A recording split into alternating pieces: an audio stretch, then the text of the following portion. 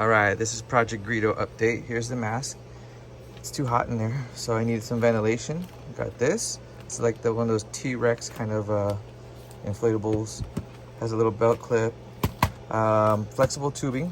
Got that. This is all done by online. Odd Viking was online, posted this. Someone else posted it. Some other people posted it. So I was like, okay, let's give it a shot. Just FYI, it is kind of loud.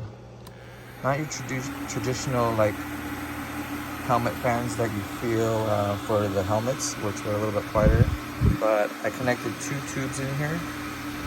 It is only a test fit on length, so but it is flexible. It bends.